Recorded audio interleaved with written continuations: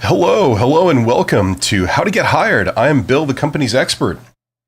Man, I am just under the gun. I had about 10 seconds to prepare for this, so welcome to everyone who is here. Today we're going to be talking about salary negotiation. What a huge topic. I mean, I could talk for 3 hours about this. There's so much to this. We're going to be taking questions from you guys, so if you have a question, anything related to how to get a job, the hiring process, resumes, interviews, job interview questions, or the central topic of today, which is salary negotiation, let me know. I'm just going to start and talk about this topic, which is of prime importance to a lot of people. Salary negotiation. We could talk about this in the context of hiring, like if you're not currently employed or you're trying to get a job and you're trying to negotiate salary as a new employee.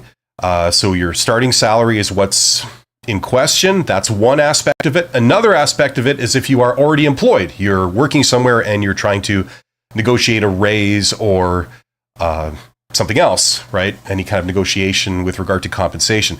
And just so everybody knows, when I use the term salary, I really mean compensation, because when you are negotiating this stuff, every element of compensation is at play. Okay, so for example, they might not be amenable to giving you more money, but maybe they'd be amenable to giving you an extra week of vacation.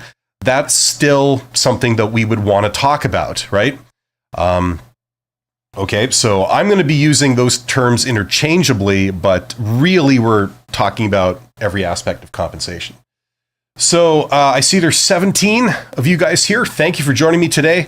We're just going to launch into this. Negotiation, the first thing that everybody should realize about negotiation, any kind of negotiation, is that it's based on having alternatives. Okay? If your only choice is to take what they feel like giving you, then you don't really have any power, and therefore you can't really force their hand. Okay? For example, in the case where you're asking for a raise, right? You could say, well, I would like more money. Well, the reality is that everybody would like more money, and they're not just going to give you more money because you ask for it. If they're not giving the money to you, they're keeping it for themselves, right? That's usually how it works. So unless they feel compelled in some way to give you more money, they're not going to do it. So obviously, the thing then would be some form of threat, essentially. You give me this money or I leave. You give me this money or I slack off. You give me this money or I do something that you don't want. I start looking for jobs, something like this. Obviously, it's a bit more subtle than this, but that's basically what's going on.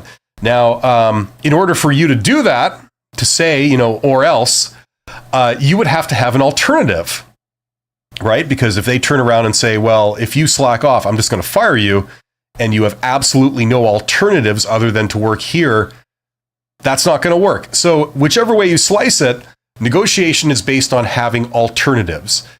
Basically, it's not a matter of persuading somebody, it's a matter of stating your position. You say, look, it only makes sense for me to work here if I can make X. And if you're not willing to pay me X, then I go somewhere else. I have alternatives. There's other people that are willing to pay me X or somewhere near X. So if you're not going to match their offer or you're not going to beat their offer, then I go there.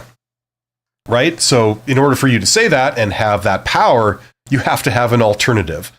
Okay, so if you are negotiating within the context of job seeking, okay, what's really, really helpful is to have other leads, right? So if you have 3 job interviews lined up for next week, other than this one, you can feel reasonably confident that you can ask for something, and if they don't want to pay it to you, you're going to be fine. You have other things lined up, or you have competing offers, which would be even better, right?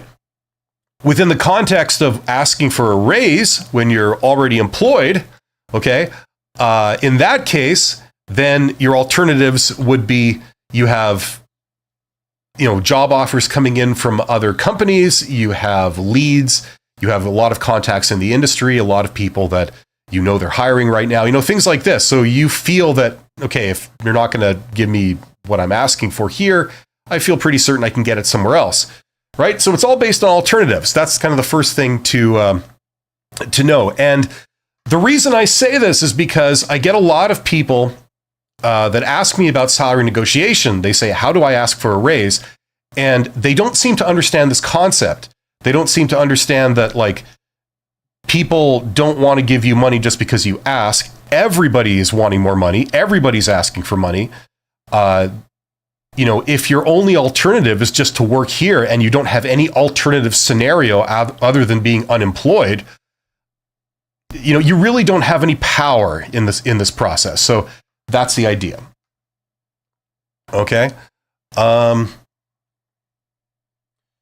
Niza says, when you ask if they have a salary range for the position, why are they always reluctant to? Okay, yes, we're going to get into that. I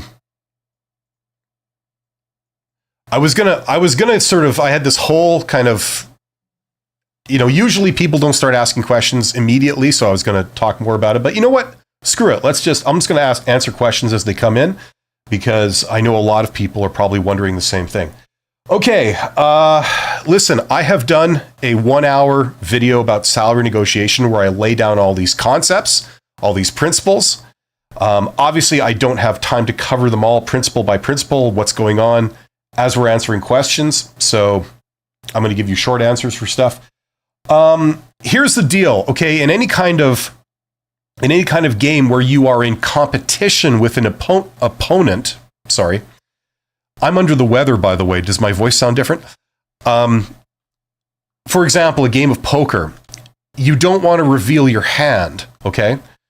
In the context of negotiation, they call that the reservation price. For example, you go in to buy a car. You want to pay as little as possible. The salesperson wants you to pay as much as possible, right?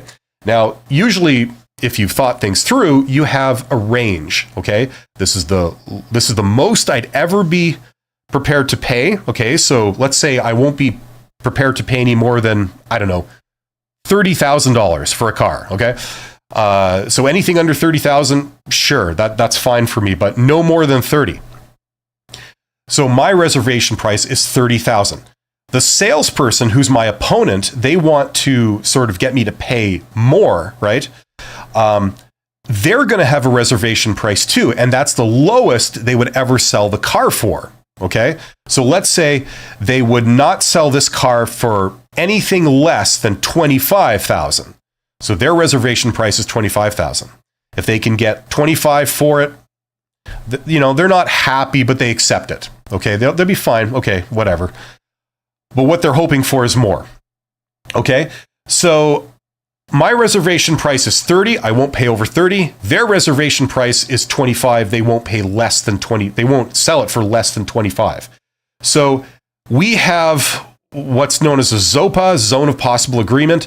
It's between 25,000 and 30,000. Any amount in there, it's below my reservation price and above theirs, so it means that we're fine. We can reach an agreement. Maybe the car ends up selling for 27.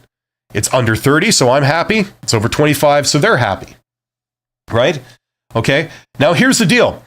If you walked into a car dealership and you announced your true reservation price, you say, I will not pay any more than $30,000 for this car. And this was like 100% truthful. Okay. If they know this, they're going to say, okay, well, the price of this car is $29,900, right? So it's still within what you're prepared to pay, but we're getting as much money out of you as we possibly can, right? You see? You wouldn't start the bidding off at 20 or 25. You would jump right to that person's reservation price. Okay? So it really cripples you in terms of negotiation if they know exactly how much you would be willing to pay, right? If you've revealed your reservation price. Same thing for the salesperson. If you walked up to a salesperson and let's say they were a very bad salesperson and they said, honestly, the lowest I could ever possibly go on this car is 25. right? And that was totally honest. You would say, okay, well, the most I'd ever want to pay is 25, right? And then you buy the car for 25 and you get a really great deal. And right. So you see how much of a disadvantage it is to reveal your hand, to reveal your reservation price. This is the answer to Nisa's question here. They don't want to be the first to speak and reveal their reservation price. They don't want to say, well, the most we'd ever possibly pay for you as an employee, for the candidate in this role, is $30,000 or whatever it is, right? Because then you'd say, okay, well, I will only accept $30,000, right? And you get a great deal, but they're paying more than they would like to. They're paying the most they would ever possibly consider, right? So that's why this is based on keeping your cards close to your chest. The more they know about, what you'd be prepared to accept and all this, the more they're going to play to that, and it comes out worse for you. Okay, so that's what's going on here. So if you're talking about the context of a job interview or the employment process, the hiring process, they're going to make all these attempts to try and find out as much as possible about your reservation price, and they're going to try and reveal nothing. So this is why in a lot of interactions, recruiters will feed you this BS where they'll say, oh, we don't know what the compensation range is for this position. We're hiring for the position, but we have no idea how much it pays, right? Have you ever heard that one? That's very common. It's transparent as hell, and it makes no sense, right?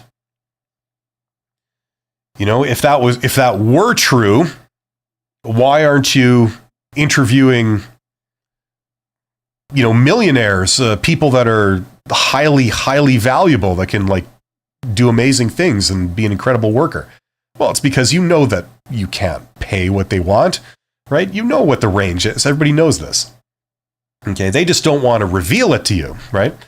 But yet, they want you to reveal full and complete information about how much money you made at your last job, how much money you're making right now, and how much you would accept for this job, right? They want all of that,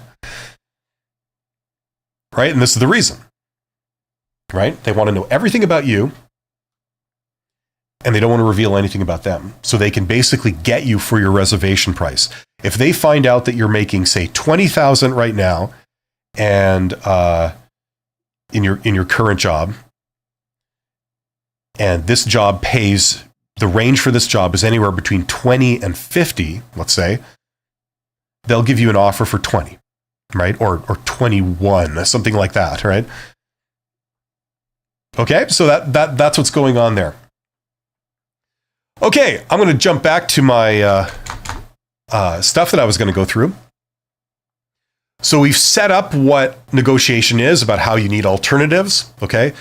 We could be talking about negotiation during the employment process, during the hiring process. That's part of, being hired and you're trying to negotiate your salary.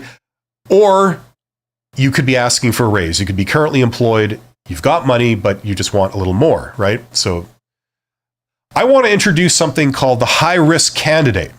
Now, this is more to do with the hiring process. If you are interviewing, if you're a job seeker, you're interviewing for positions, and, usually what'll happen is the first thing that the recruiter or the hiring manager, whoever is on the other end of the process, on the employer side, okay, the first thing they're going to do is they're going to ask you a bunch of screening questions, okay, and the purpose of this is not to take a good look at you. It's just to cover a few obvious red flags and see if they're there, okay?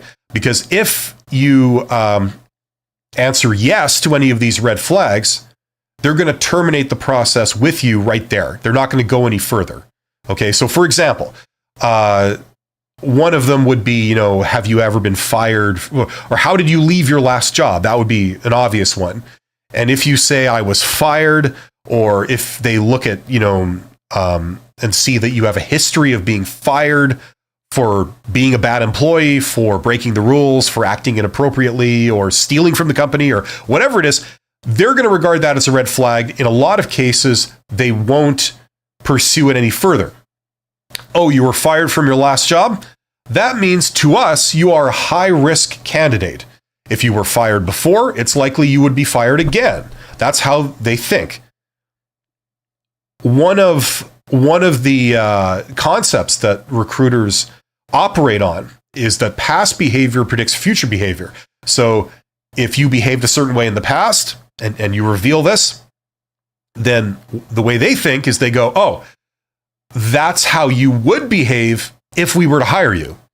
Okay, so it may not be obvious what they're doing. They say, how did you leave your last job, or what happened? And you say, oh, I was fired. It was, just a not a good match. I had an argument with my boss. We did not get along. He was a jerk, and I threw a book at him, and then they fired me, or something like that. So they go, well, thank you very much for telling me this. It's great that you're candid about these things. And then they've eliminated you because they say, that's how you acted before. That's how you'll act again. Okay. So there's a lot of different red flags that they look for. Okay. For example, if you have a work gap, that's another one. Okay. Maybe there's a reason why you're not working. We don't know. So to us, you're a high risk candidate. Now that's a subject for another day. There's a lot of ways to get around that quite easily. But this is another one. The salary question. How much money do you need? Oh, you need a lot of money? Okay, then there's no point in continuing to talk to you. Because even if you turn out to be the most wonderful employee we've ever seen, you probably won't accept the compensation that we will pay. So what's the point of wasting your time and our time any further, right? So that's why they ask you the salary question right up front. Sometimes it's on an online form, sometimes it's in a job interview, but in some way, shape, or form, they're going to be asking you questions about your salary expectations, right? And that could take a variety of forms. They could ask you outright, what is your current salary? Right? Everyone loves that. Sometimes, depending on where you live in the world, it's technically not allowed for them to ask you that directly. Other places it is. Sometimes it's not allowed, but they ask you anyway, right? In which case, the answer is always, well, I have a personal policy of not disclosing, my compensation history for reasons of confidentiality, and there are some privacy issues. I'm sure you understand. And if they say, yeah, but we need to ask you, then you repeat your answer, right? Well, as I said, I don't disclose that information. It's confidential information, and I just don't reveal that. So I'm sorry, I can't help you there. Right? They'll ask you, how much did you make at your last position? They'll ask, how much are you expecting? Right? These are all different versions of the same thing. They're trying to get your reservation price. How much would you accept? Right? Sometimes they don't ask you directly. They make an inference. They say, okay, well, your last job was this particular position, and you stayed there for 3 years. So that suggests that, you would accept, you're happy with the amount of compensation that was paid at that position because you stayed for 3 years. And we know by our research that position pays in the ballpark of this amount. And that amount is more than what we pay here. So based on that, we are assuming that you will not be happy with the compensation here because as close as we can figure, it's a step down for you. Right? So we're making that assumption about you. Right? So they're trying to get your reservation price. That's what all this stuff is about. Right? Okay. Nisa says, thank you and get well soon. Well, thank you, Nisa, and congratulations for being here and trying to do some self-improvement. That's good. You do enough of this and you will come out on top. I will be taking a sip of my drink frequently. That's good. Ginger ale, sugar-free ginger ale. No caffeine, no sugar, no nothing. It's like water, food coloring, and some carbon dioxide. Asm says, I feel not answer that kind of rude. Gotcha. Okay. So if I'm interpreting that correctly, is I'm trying to decipher your use of the English language. You're saying I feel that the answer that I gave would be rude. Well, what is rude? Is it rude when someone says, "What's your current salary?" They ask you for personal information. If I sat you down and said, "I may have a job for you, and would you like to come and talk to me?" And you said, "Sure," and we sat down and we had a private conversation behind closed doors. And I said, "Okay, first I'm going to need you to tell me your credit card number." Yeah, we can't go any further unless you give me your credit card number. I'm going to need that, right?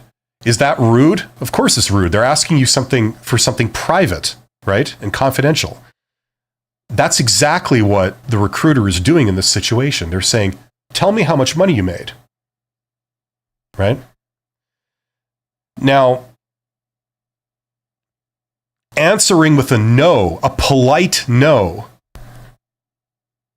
I think most people would agree is not a rude response. And even if it were considered rude, it's appropriate, right? They're asking for you something they shouldn't be asked. That in protocol dictates you wouldn't ask somebody for that, right? But here they are asking you. So this is the type of situation that you kind of need to expect, because that's what we often encounter, right?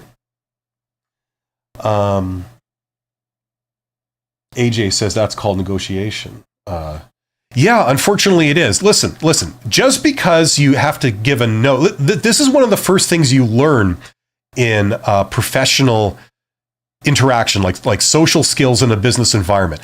You are going to have to say no a lot to people, but it doesn't mean that it has to come across as rude, offensive, or awkward.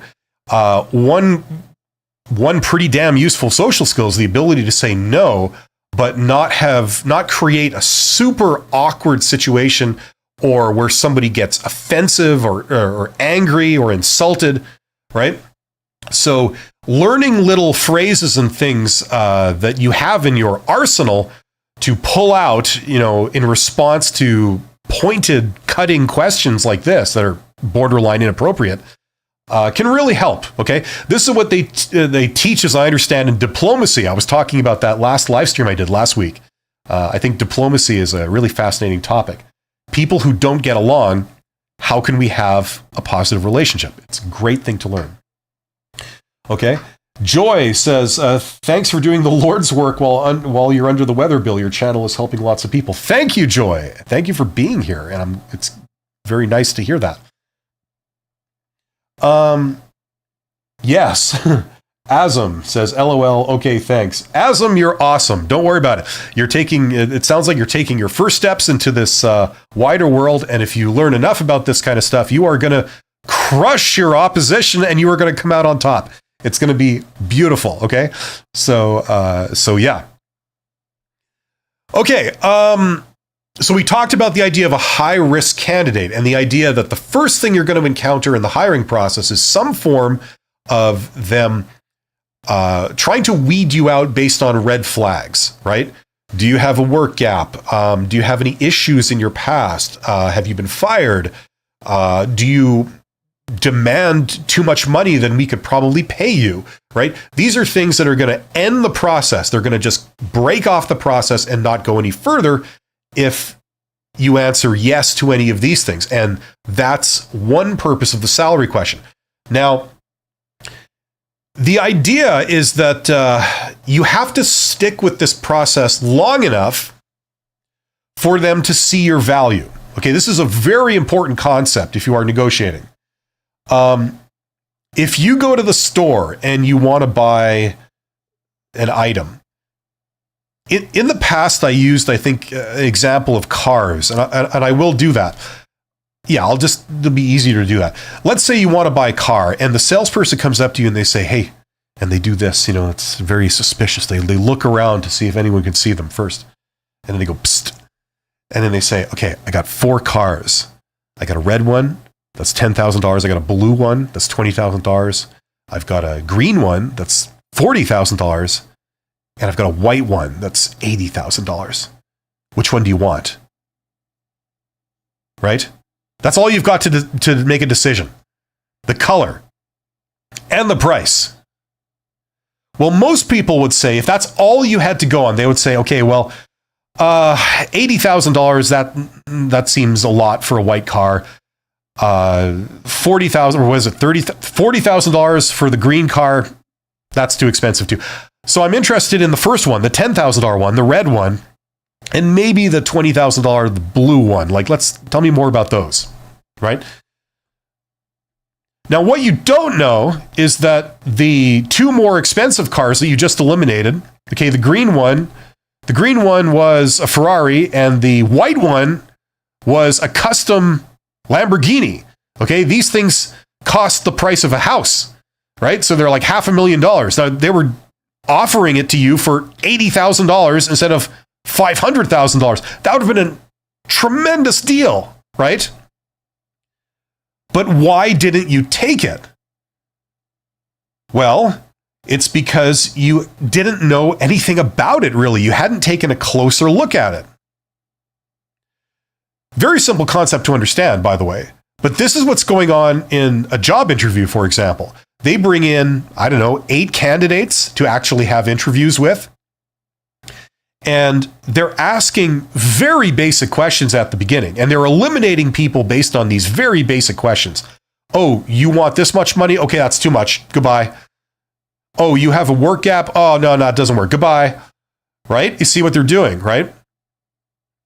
Now, if the white car had stayed in the game long enough that the buyer took a closer look and discovered, oh, this is like a really cool looking car.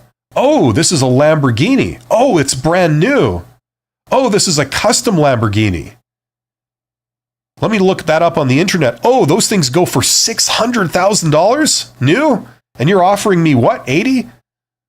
Right? You see, like if you do more research in it, the more deeper you look at it, the more you see its value, right? So now you think, okay, maybe that Lamborghini, maybe I'm going to go with the $80,000 car. It's the most expensive option of the 4, but it's the best deal, right? Now let's go back to the job interview process. You're talking to several candidates, right? In the beginning, you don't know anything about these people. A person is a person is a person. They can do the job. Their resumes said that they looked reasonably qualified, so they're here. Okay, great. They're a generic person that can do the job, right? And we're eliminating them based on superficial things at the very beginning, right? Just like we eliminated the cars based on their color and their price. And we did that because we were thinking a car is a car is a car. They've got color differences, but who cares, So that's what we need to do in a job interview. We need to stay in the process long enough for them to take a good look at you so that they can start seeing your value. Okay, that's the idea. Right? So we've got to get past these screening questions like, how much, like what are your salary expectations? We've got to get past these because they're only comparing candidates on price at that point. Right? What they don't realize is that this candidate that maybe wants a little more money, maybe they could do incredible amounts of work. Excuse me. Right? So number one rule is how can I put this? The purpose of every step in the hiring process for you as a job seeker is to get to the next step in the job interview process or the hiring process. Okay, so the purpose of the application is to get an interview. The purpose of the screening interview is to get a second round interview where they take a closer look at you. And the purpose of that second interview, the purpose of that for you is to get an offer, right? So at the beginning, when you're sending in your application, don't be thinking about the end of the process where they give you an offer. Your only thing you should be worrying about is like, how can I get them to want oh God, I've got sick brain. I'm under the weather. It's hard to think. how can I get them to want to bring me in for an interview?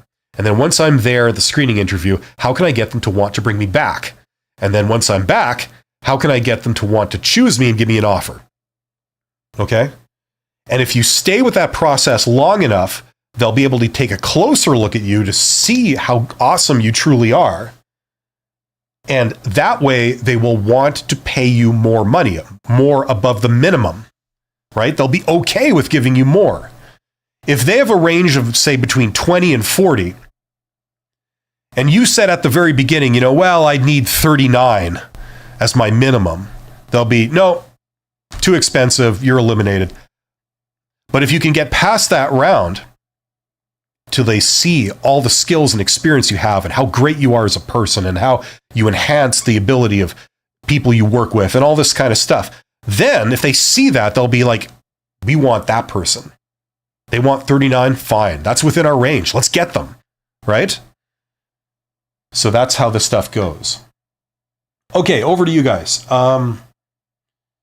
AJ says, I apologize. I can't disclose that information as signed a non-disclosure agreement with the current organization. Yeah, that can work.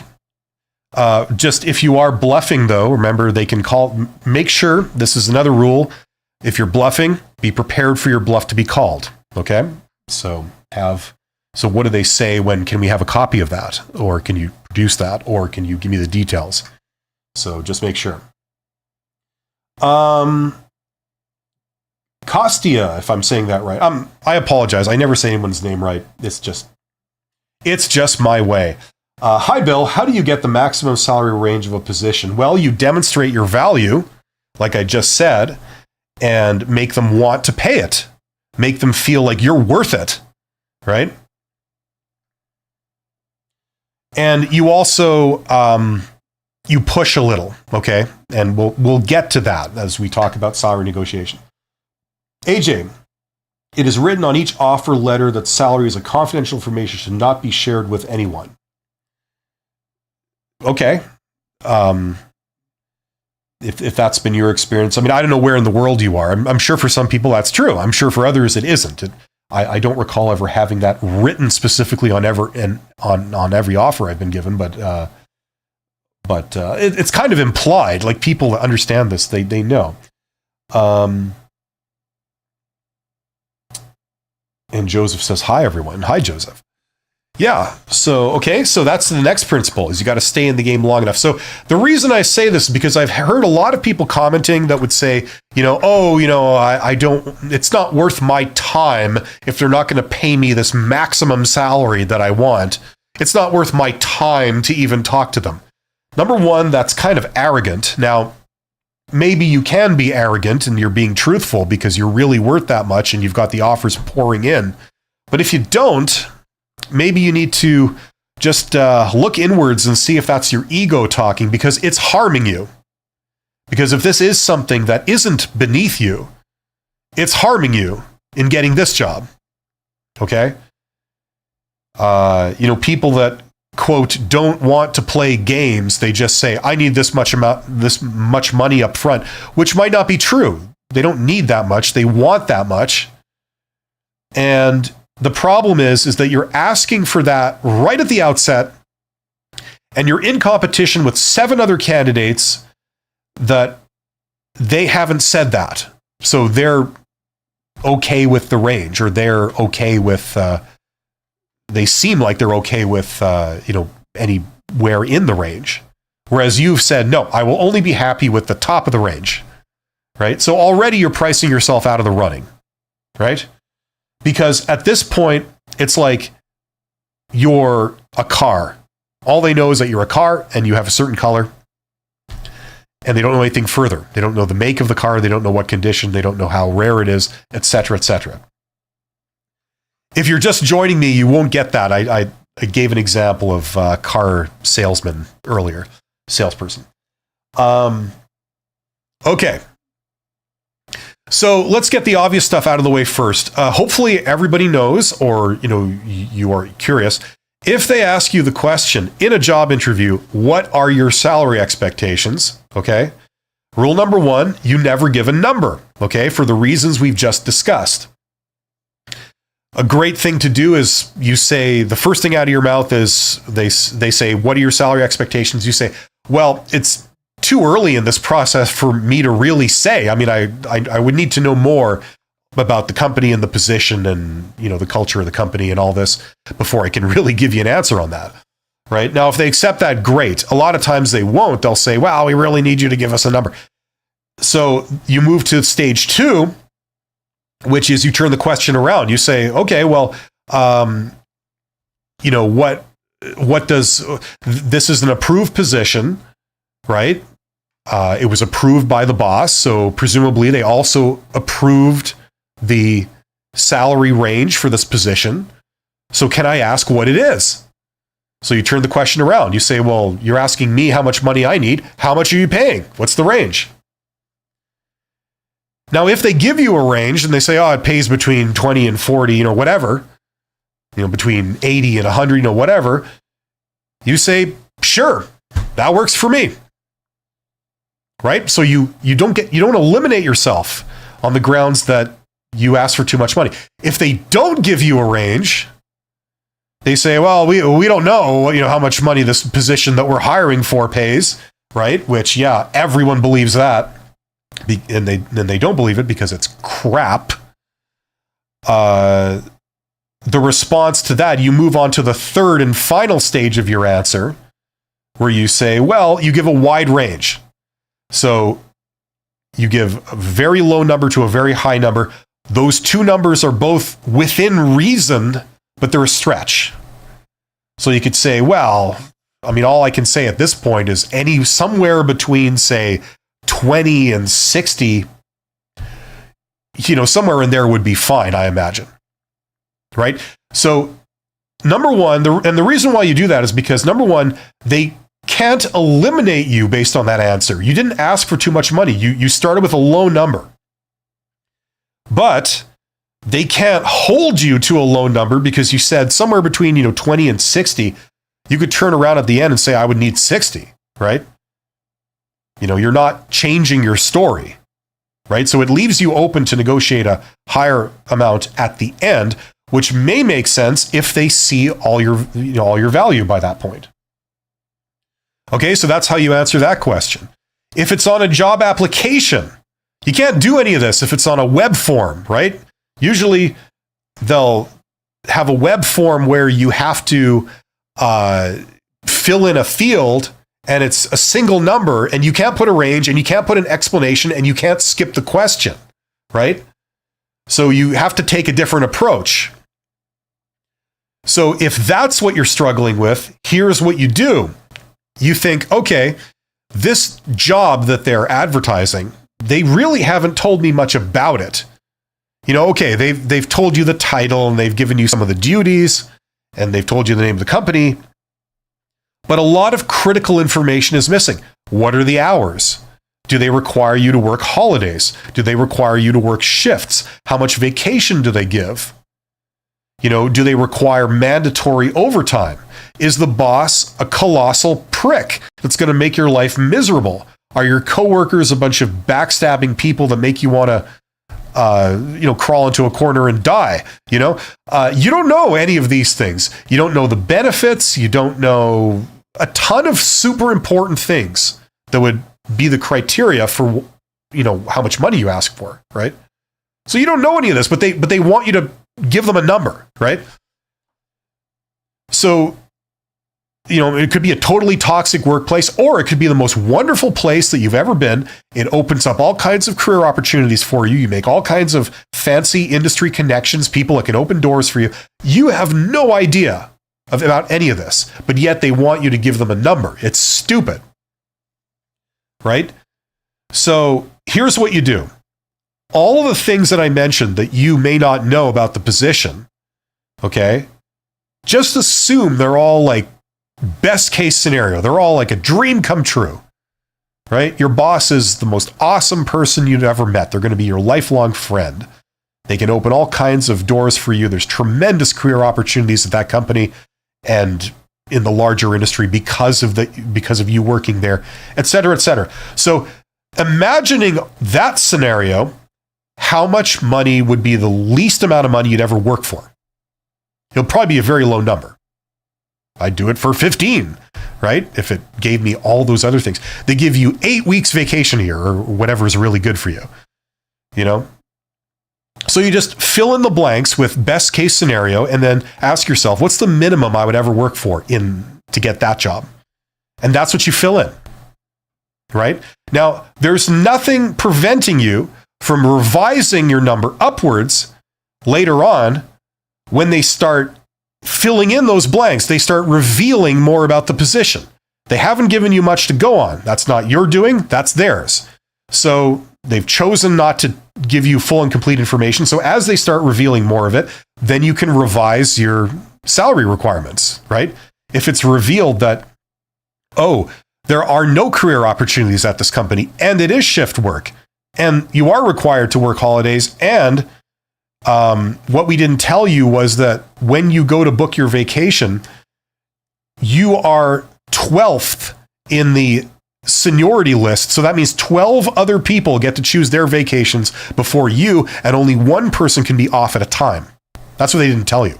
So you end up getting the worst times of the year for your vacation, and there's not much vacation, right? That's what they didn't tell you. So you never know. They could pull that on you. So if that stuff gets revealed to you, then you revise your number upwards later on. But at the beginning, you don't price yourself out of the competition by putting a really high number, right? Just put a low number. That way you get past that hurdle and you get to the point where you can at least pursue the opportunity more and see if there's potential there, right? So hopefully that makes sense. That's kind of how you deal with some of these questions. It's not really negotiating, but it's part of this process. Okay, it gives you the chance to do some salary negotiation later on because you're not eliminated, right? I see there's 45 people here. Thank you for joining me. You guys are awesome. Hopefully you're getting something out of this. If you want the full meal deal, by the way, check out that course. I have a Get Hired course that gives you like the whole thing, principle by principle, you know, what to do with templates and all this kind of stuff. So if that's the kind of thing you're into, check that out. There's our links in the description. There's a link to the course, and there's also a link to a video that describes the course fully so you know what you're getting into before you pull the trigger on it. Make it as transparent as possible. Okay, not a whole lot of new questions, so I'll just press on. Now, another important concept here is that some jobs, there is leeway to negotiate a salary, and some jobs there aren't. There isn't, right? It depends what job we're talking about. If you have any kind of management job, then there's all kinds of leeway to negotiate for things. At the worker level, like lower level, it can vary. Sometimes there's quite a bit of a range that, you know, so there's a lot of leeway to negotiate. But in other positions, there isn't. You know, that is something that we encounter. And you can tell by the type of job it is, or at least it's possible to tell by the type of job. For example, if you are applying to a place where they employ lots of people, and they have lots of people, say hundreds of people that are all in the same role, okay, in the same location. Usually, there's not a lot of leeway to negotiate. And the reason for that is because, like, if you're just a worker and they employ lots of workers that all do a thing, if they were to pay you more than, say, everyone else in that role, then there's a lot of pressure on them to equalize that, right? That's going to be regarded as unfair, right? There's going to be all kinds of issues. Whether they're real or just perceived, it kind of doesn't matter. The end result is the same. It means an unhappy workforce that is disgruntled, right? So for that reason, there's issues with paying people different amounts or different rates or whatever it is, if they're in the same exact position and it's a very standardized position. Okay, not a lot of decision making. It's a lot of following orders and doing a certain type of work. Okay, so sometimes, just be aware, sometimes for those jobs, if that's the type of job you're going for, there may not be a lot of leeway to negotiate. Another obvious situation is if it's a unionized environment. The unions have their own little rules and their agreement about how they do that stuff. So it may not be possible to just demand more money and have them acquiesce to that. Okay, so that's important. You can't always negotiate, is my point. There are some situations where you can't. That's just the way it goes. Now, maybe the reality is that you get your foot in the door, you get that job, and then within 6 months or a year, you've moved up already. And then there's other opportunities, you're making more money, or you moved up into a position that you can negotiate for and you can get even more. So it may still be the thing to do, right? If it opens all kinds of doors for you, but that's up for everyone to decide for themselves. Okay, Maya says, is it possible to negotiate salary with an employer when you work 5 years in the company? Yes, definitely. I mean, it's going to depend on the exact situation, on, how well the company's doing, what job you're in, how much value you are, how can I put this? The opinion of the manager of how good of an employee you are, how much value you have, that also is a factor. But yes, definitely. Now, I said in the very beginning of this live stream that negotiation is based on having alternatives, right? So negotiation is not whining to your boss that you want more money, right? Just so everybody knows. I know that sounds a bit condescending. I don't mean it to sound like that, but in order for you to be able to force someone's hand, because they won't give you money just because you ask for it. They give you money because they want to avoid a consequence of not giving you money, right? So for example, if you say, I need more money or I'm out of here, like I'm leaving. I'm getting offers from other companies. They're offering me more than I'm making here. I'd like to stay here, but I got to take these offers if they're paying me more. So I'm coming to you. Can you match their offer or can you beat it? Can you exceed it? And if you can, I'm staying for sure, right? Now, if that carries any weight with your boss, if they regard you as a very valuable employee and they don't want to lose you, then they'll give you a raise, right? They may call, if you're bluffing, they may call you on it. They'll say, okay, well, how much money did you make? Or they may not say anything. They'll just say, I'm sorry, I can't do it. Goodbye, right? And then if you leave, this is what I've been on both sides of this, where they'll just let the person go. And the first day that after their employment has been terminated, the boss will call them at home and say, wait, okay, come back. We'll give you what you asked for, right? They were just calling your bluff, right? I've seen that several times.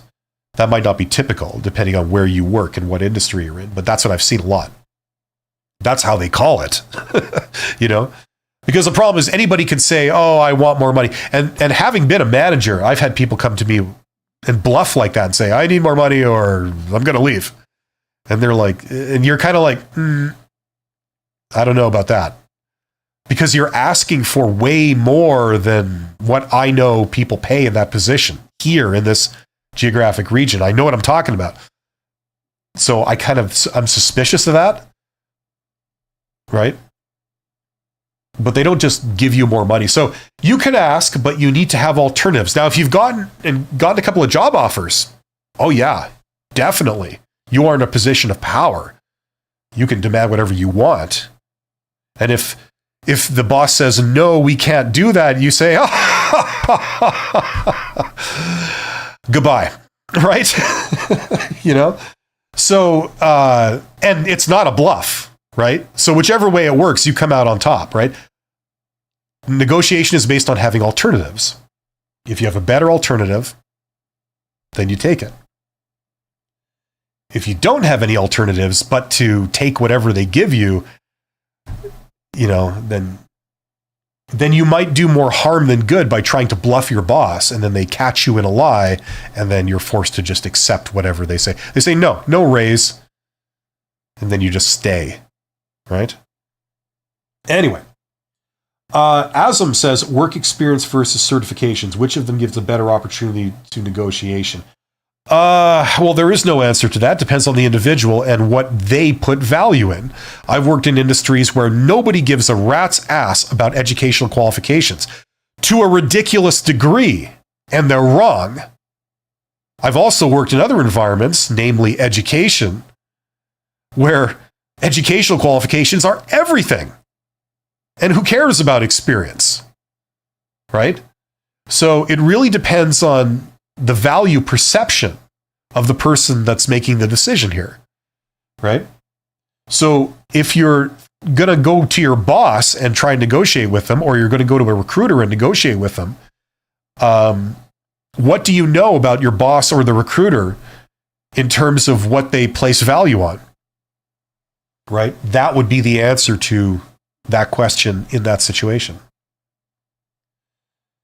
AT says, how do you tell your boss you can get more money across the street without sounding combative or rude? Well, it's just in the way you phrase it. So, for example, if you are approaching your boss and this is maybe for a raise or something like that, you would say, well, I feel that, you could look this stuff up online and get the exact wording. If it were me, I would say something along the lines of, I would start with my accomplishments and my history and say like, well, I've been working here for 5 years and, I'm making this amount and that's fine. That was fine 5 years ago. But I do know that in this industry, in this location, people in this position with equivalent experience and equivalent accomplishments are getting in the area of this much. Okay. And based on that, I'm wondering if it would be possible to alter my compensation, raise it upward so it's more in line with that.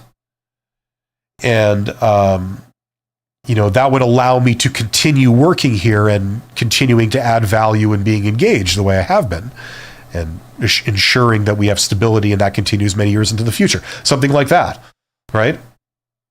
I wouldn't phrase it and say like, oh, I could go across the street and get paid, more. I wouldn't do that very bluntly. I would communicate it, but I wouldn't make it extremely confrontational.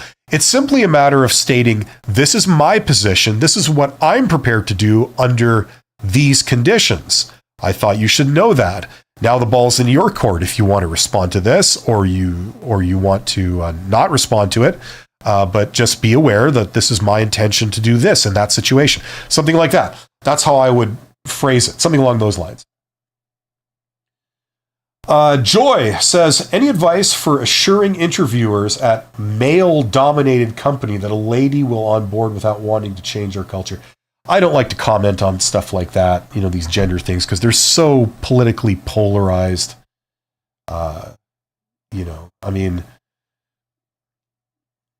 think, everybody's got their perceptions of there's, other people that are a clique that are excluding me. Sometimes it's real, sometimes it's imagined. I can't comment on that, so I'm not going to. You can't force people. If people are not open, if people have silly ideas that are just unrealistic and, you can't force them. It's their loss. You know what I'm saying? Go to, I've gotten that type of question a lot of times with regard to ageism, and it's like, how can I'm somebody saying I'm 68 years old. How can I convince a 22-year-old hiring manager that they should hire me? And that I have value.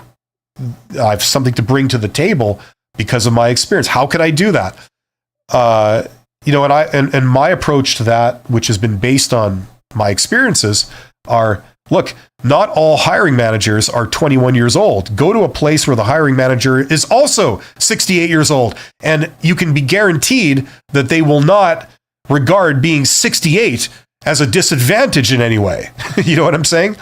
That would be my approach. Other people may use different approaches, and that's cool.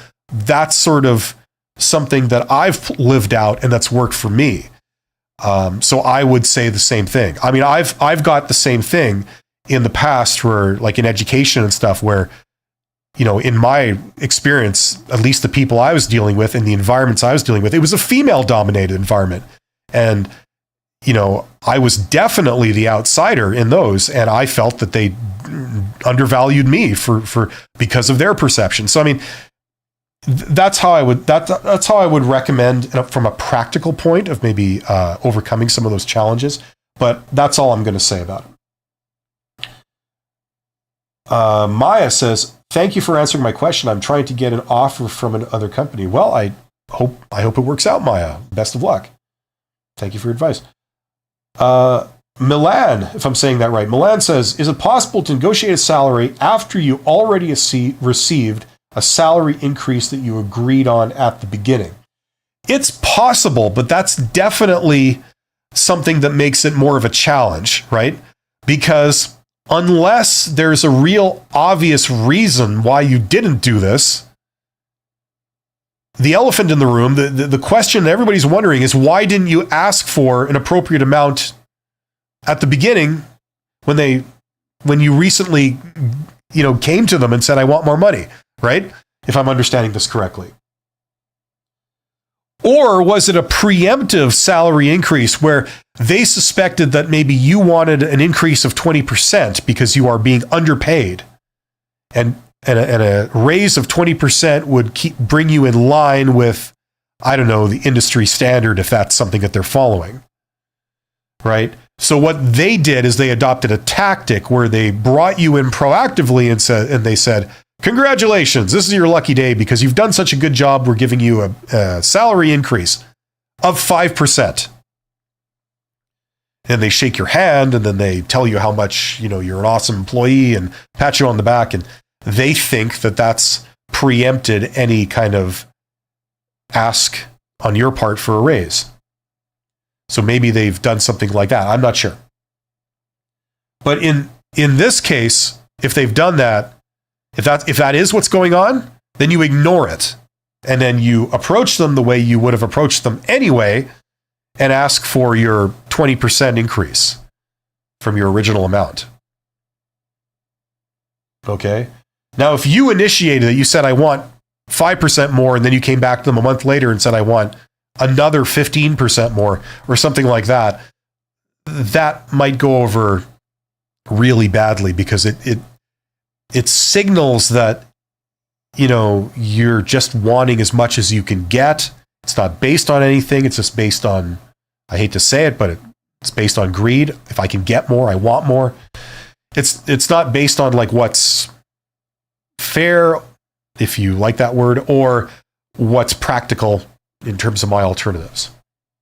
You would have to give a pretty good reason and say why I'm coming back to you again. You could say, like, "I've just received this offer." If that's true, they're paying me 15% more than I'm making now with the raise.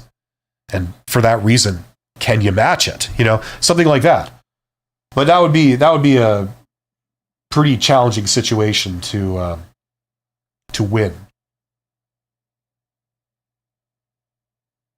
Joy says it's a delicate subject. Yes. And I'm sure you understand, I've been in situations where, like, just based on who I am, people just will not accept anything you say, regardless, you know. So, you know, I've kind of, I've been in those sort of like situations that feel a little bit like an ambush. So I'm not suggesting that's what you're doing. I'm just saying I've learned to avoid those very politically charged kind of questions because sometimes there is no right answer. People won't accept it, anything you say. So that's what I would say. But it's not a stupid question. I mean, it's a very real thing. And even if, look, I'm not saying this is true, but even if it is a perception, right? It's still real to you, right? It still affects your behavior.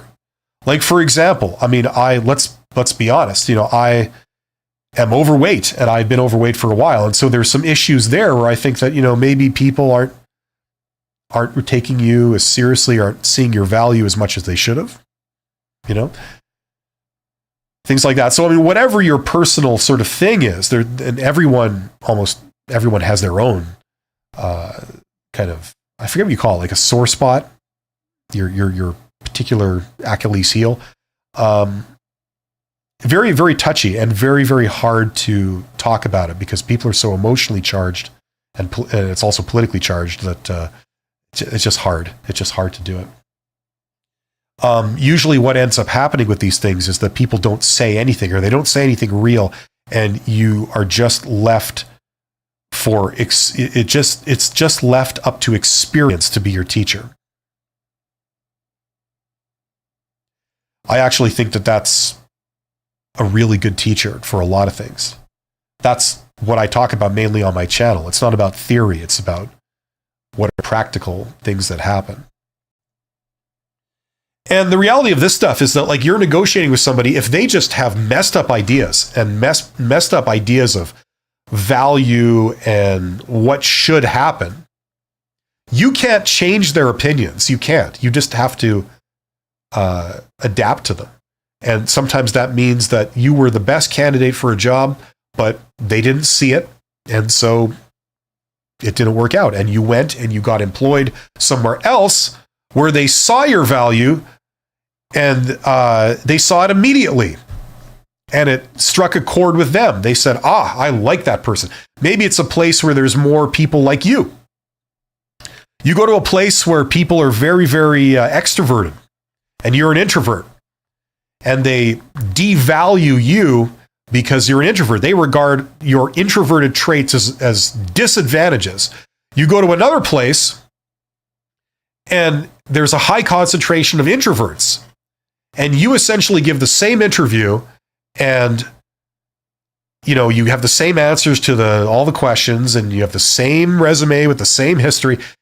And they love you. They see your introverted traits as an advantage because they themselves are introverts, right? Everybody's got their own opinions and they're usually out to lunch, So it's not really a reflection of you. It's a reflection of the person that's interviewing you, right? That's why you go to an interview in one company, they reject you.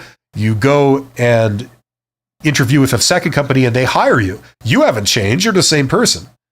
Maybe it's for the same type of job at different companies. One person says you're a non-starter, and the other person says you're the best employee that we've talked to, the best candidate we've talked to. It's because they are different. You're not, right? So therefore, it's not your fault if you don't get hired a lot of the time, as long as you're doing your due diligence, right? Which most people are. Anyway. Well, congratulations, Joy. You've managed to get me to talk about something I don't think I've ever really mentioned explicitly in 4 or 5 years on my YouTube channel. So, right on. That's interesting for me. Okay, we are going to continue. We talked about how some jobs, they have leeway to negotiate salary and others don't, right? It's not always possible. It's not always on the table that you can negotiate salary. You can't in some situations, right? The best situations to be able to negotiate salary is where you have a company that has a comparative small headcount for the amount of money that flows through the company. Okay? And I talked about this last time where I talked about industrial companies. That's been mainly my background. It's not really working in business to consumer companies like stores and restaurants and things like that, but more, business to business type companies. I'm in Canada, and so, most places in the world where you have business, you have economic activity, it's because there's some resource in that place, right? Either it's, like natural resources like fisheries, oil and gas, mining, lumber, agriculture, whatever it is. Or there's more man-made resources like, Silicon Valley, you've got all the talent there and, you have the financial resources there, all the lenders that are able to finance things and do seed capital, they're all there, right? So it's usually based around a resource. So the people that are close to the resources, the companies that are close to the resources, they're usually less visible, but they usually have a lot more money flowing through them. So you end up with a small number of people in an office, right? Maybe like 20 people. But collectively, those 20 people, their operation is making something like $2 million a month profit, because they're selling large quantities of things, in bulk or whatever, to businesses, to big buyers. They're not selling it to individuals that are, paying $50 per transaction. They're selling it to companies that are paying, $50,000 per transaction. And as a salesperson, you may handle like 30 of those a day, So in that case, you got a small number of people that are each bringing in a lot of money, like collectively, that group of 20 people or whatever is bringing in a lot of money. If the boss hears that one of their key people might want to leave because they're not getting a salary increase of 10%, within a day, they'll be like, just go to the HR person, just bump up their salary 10%, just do it. There you go. People hardly notice, right? So that's in direct contrast to what we were talking about earlier. You're working in business to consumer, like a call center or something like that. There's a lot of people. And collectively, you got like 200 people, but they're only bringing in $200,000 profit a month, something like that, as a group. Very, very tight. And you've got a lot of people that are in a standardized job, right? Well-defined. If you pay one person more, then there's all kinds of forces that say you have to then pay everyone that amount. Very hard to get more money in that situation. Not impossible, but very hard. Joy says, future video, please. Unfortunately, I don't think I can make a video on that stuff. I've gone a bit further than what I wanted to go, but and that's far enough. But I didn't go all the way, and that's the important thing. And you can quote me on that. Just give that quote. No context. Just the company's expert says that. That's all you need to know. Okay. So we talked about salary. Oh, the other kind of part of this that I've had to explain before is what's an appropriate amount of salary to ask for. And I know there's a lot of recruiters on YouTube and, the internet in general talking about market price and all this kind of stuff. The first thing you need to know about market price is that, well, first of all, it doesn't mean your value. Your value is not market price. Market price simply means it's the average amount that companies in a certain geographic region will pay for an employee in a certain position with a certain amount of experience. Okay. Now, sometimes you can get data on this. There's enough data to calculate a market price, and you can get that data. It's accessible. But in a lot of situations, the data doesn't exist. Anybody that's in a specialized type of job, you probably can't find a market price. Or if you do find a market price, it's sheer guesswork, right? There might be 5 people in your city that do the same sort of thing that you do.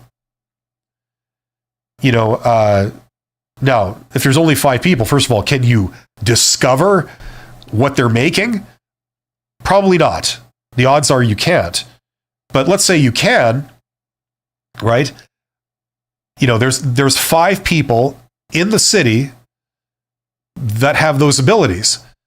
Let's say a 6th position opens up.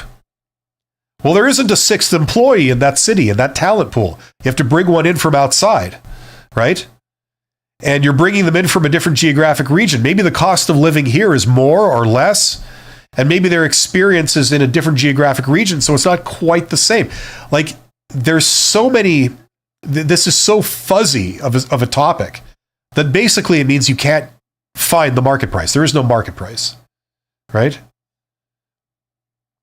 The other thing is there's many different ways of pricing the value of an employee. How much is an employee worth? And the way that recruiters tend to do this is they tend to go to cost plus as a way of valuing an employee. A lot of times they don't know how to value an employee, so they simply ask you, how much money did you make in your last job? And then you say an amount and they go, well, that's how much you're worth. It's like, no, it isn't, right? The way employers value an employee, or at least they should, because it's the way that it counts to the employer, is value-based pricing. And I've used the example in the past where I've seen this. Well, I worked in a company that, we did this. You have a manufacturing plant or a plant of some kind. They're processing potash or fertilizer or oil and gas, whatever. Anyway, a certain piece of equipment breaks, the plant goes down. That plant makes $1 million revenue a day. Not profit, but revenue.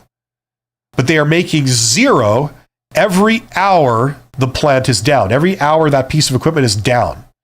Now, you send out a technician. That technician is one of those 5 people in this region that knows how to fix that equipment, right? They've trained for years and they have tons of specialized experience to know how to fix that equipment. And remember, every hour the plant is down, they're losing $1 million revenue, okay? Technician gets on site. They look at the equipment. They go round to the back of the machine. They open a panel. They see a switch. It's in the wrong position. They go click. The machine works. Plant is back up and running. If the technician had got there an hour later, the plant would be down another $1 million. So we send the invoice. Here's how much we charge you for that technician.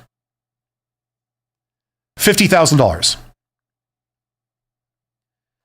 And the plant manager might get this and go get angry and say, like, $50,000? Are you kidding? This guy got there, he did 5 minutes worth of work, he didn't even get out any tools, and then he left. $50,000, that's ridiculous. I mean, even the most skilled people we have here, they only make like, I don't know, $500 an hour. I mean, how can you charge $50,000 for it? Well, if we hadn't have done that, you'd have had to go to one of our competitors. It would have taken them at least another 2 hours to get there. You'd have lost another $2 million in revenue. We're only charging you $50,000. Now, you can do what you want. You can not pay it. That's fine. But next time, we may not be there when you need us, right? It's well worth your while to pay this. You made so much more money than you've lost on this, right? That's called value-based pricing. It's not about, how much time did you spend.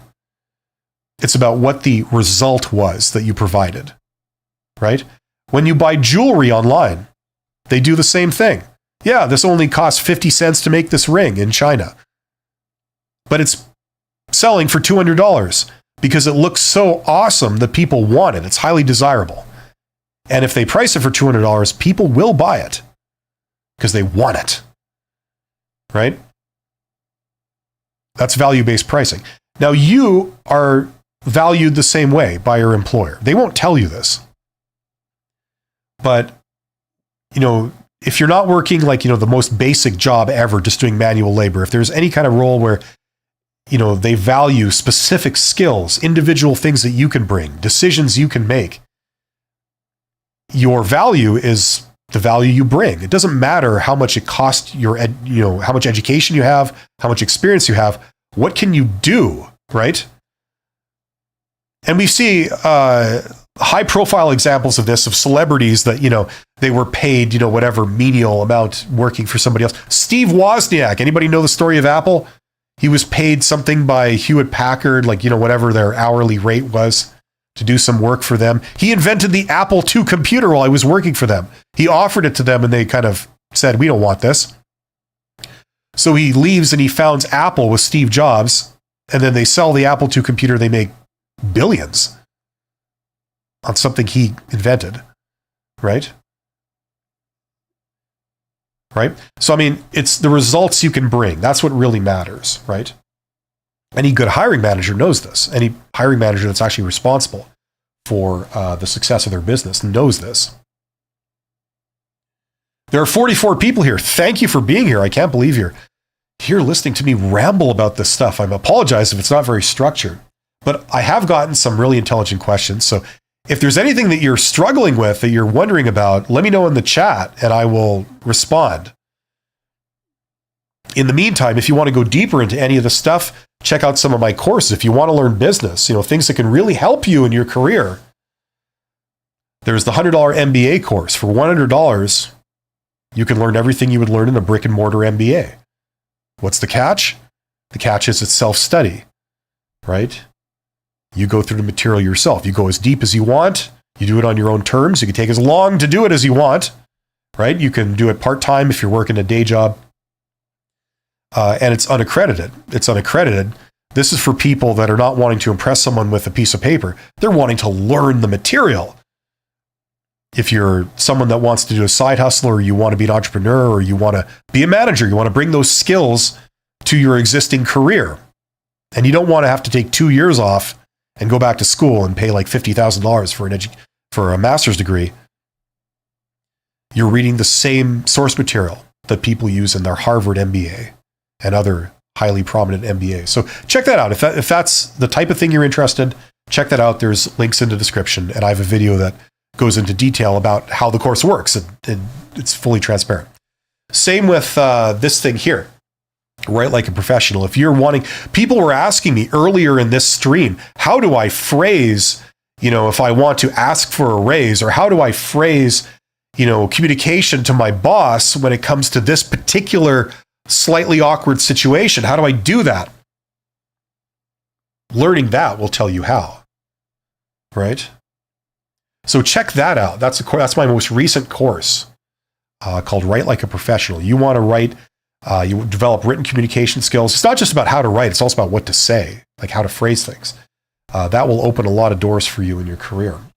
It'll prevent that from being the reason you don't get a promotion or you don't get offered higher level jobs. Anyway. Okay. As I'm saying, in my past job, I did get an increase of my salary 20% because I did quit. I was planning, I guess, to go to another company, but then they didn't hire me, but returned with the increase that was horror experience for me. Okay, I don't fully understand, but it seems like you're talking about what I was saying earlier about you ask for a raise, and then contained within that is the direct or indirect threat that you will quit if you don't get the raise. And I had said, well, make sure that isn't a bluff, because any bluff you make, it's a common thing. Be prepared for your bluff to be called. They're going to call your bluff. They're going to say, okay, quit or give me proof, right? And that could be an awkward situation if you're just making it up, right? You shouldn't make it up. You should go out and get an alternative opportunity. So go out and get a job offer for somewhere, get a couple of offers. Then you could go back to your boss and say, I need this, or I have to leave right here, like that kind of thing. It carries a lot more weight, right? It has to carry weight. And you got to phrase it in a way that when you say this to them, they don't form the opinion that, oh, you're only out for yourself. You're no longer part of our team that wants to help me succeed and all our employees succeed. You're like just out for yourself and you're greedy. It's like, no, you want to convince, like, look, I would love to work here. I would love to stay, but I'm getting offers for even more money. So you understand, can you match it? That's a great way of doing it, right? Just in terms of the relationship between you and your boss. If they perceive you as some greedy, money-grubbing little person that's only out for themselves and they don't care about the company, that's not going to work out to your advantage, right? So I was talking about that earlier. It seems like you kind of lived it. Yeah, like I've seen that several times, where the company will let the person leave just to sort of see if they're serious. And then once they leave, you get that phone call from the big boss that says, look, come on back. We'll pay what you want. We'll even give you a little perk or a little bonus or whatever. Come on back. You're very valuable to us. It's no problem. You've got everything you wanted, or everything you asked for, put it that way. The other kind of thing about that also is that usually when that occurs, it's not some new employee that's untried. It's someone that's been with the company for a while. So the fact that they've been there for a while, their log service, I know this sounds bad because not all companies are good like this, but you can honestly say to the employee, like, we know that you're serious. We trust you. We value you. You've been here for a while. We know how, awesome an employee you are. You got what you asked for. Just come back. Oh, man, I'm blocked up. Okay. How do you say this? The Penthusiast. Okay. Do you have any advice for a brand new MS? What's MS? Master of Science? No experience in the field, entering the job field. I've been trying to look for a data analyst positions since last May when I graduated and no luck.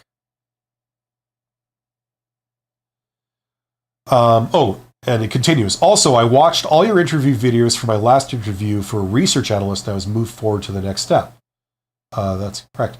Okay. Well, I don't have any specific advice for, like whether you have a master's of science or, whatever. But the way you usually go about doing this is, first of all, the most promising way to get a job is through some form of networking. What I advocate for is a type of proactive networking on demand, maybe you could call it, where you reach out to hiring managers at organizations that it makes sense for you to do so. They hire people like you, right? So maybe these are the companies that are near you, physically near you in your hometown, that would employ people with a master's of science or data analyst. They run a department that employs several data analysts, whatever you call it, data analyst. And, you do it that way. There's many things you could do there. That is actually much more common. It's much more common to get a job through networking than it is through applying to posted jobs on the internet. Now, if this is shocking to you and you are, the immediate reaction that a lot of young people have when they hear this is denial. They say, no, that must be BS. That can't be true. You must clearly not know what you're talking about. All I could say is, look, don't take my word for it. You go and you do your own research. Go do some Google searches and find out the way that most people get hired. How did they get hired? Were they like coming in as a total stranger, or did they have some kind of personal connection to somebody in the company? And what you'll find is that most people got hired through some kind of personal connection. Now, I've done like public opinion polls on my YouTube channel where I just ask people, and I've asked people before, like, the latest job that you got, how did you get it? Did you get it like through some form of networking, or did you get it by answering a job ad, or did you get it by, marching in the front door and applying in person? Like, how, which of these did you get it? And you can see right there, several thousand people answer the poll, and by far the clear winner is networking. So the reason why I'm saying this is that, if you are looking for a job and it's not going super well and you're not feeling really encouraged right now, make sure you are also pursuing networking, okay? There are many things within this term, networking. It involves many different types of activity. Some are more for extroverts. They'll do those, and introverts hate it. But some are, things that introverts could do. That's not like pulling teeth. It's actually something you could do, over social networking, things like this. What I advocate for is that's the approach you take, where you reach out to people through the internet, okay, through tools like Google Maps and LinkedIn, and then, you arrange meetings. Okay, so what happens is the outcome of this is that you get invited into the company, not for a job interview, but they request that you come down just as a person and say, hey, like, let's talk, we might have something, right?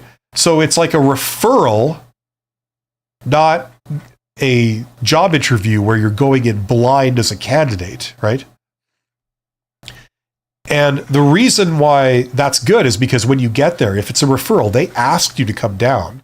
They're not going to talk down to you because they asked you to come down and see them, right? You didn't push them to, like, I want to come and talk to you. And they said, okay, fine. No, they asked you to say, hey, you should come down. Let's talk. And then you say, okay, sure. I suppose I could do it right here. And they say, okay, great. You come down. And it's a completely different dynamic. They are nice. They want you there. They're interested in hearing from you. Completely different to a job interview. Job interviews are very hostile. It feels like you're the one that's bothering them and they're the one that's graciously giving you their time, right? That's how it feels to a lot of candidates, especially at a low level, right? So make sure that you're stepping into that world. You're investigating that world. Now, if this is all new to you and you've never done this type of thing, you don't know anything about it, there is a video that I believe is there's a link to it in the description box of this video. It's called How Successful People Get Jobs. It's a video I did where it just shows you, like, it's a what do you call it? Like a screen capture of my desktop where I'm walking you through like what you could do with LinkedIn and things like this. And it shows you how to get that process started. It's one way of doing it. Okay. So check that out if that's helpful for you.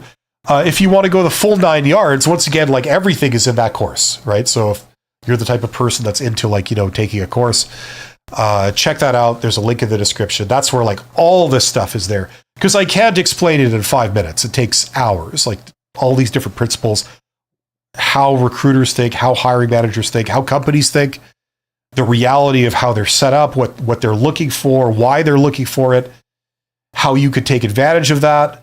What's the best way to reach out? What's the best way to do this?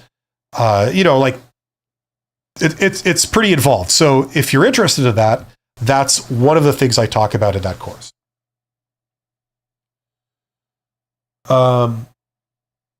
So hopefully that helps the pen enthusiast. See, if you're from Britain, you would say pen enthusiast, as I understand. And if you're from the United States, you'd say pen enthusiast. I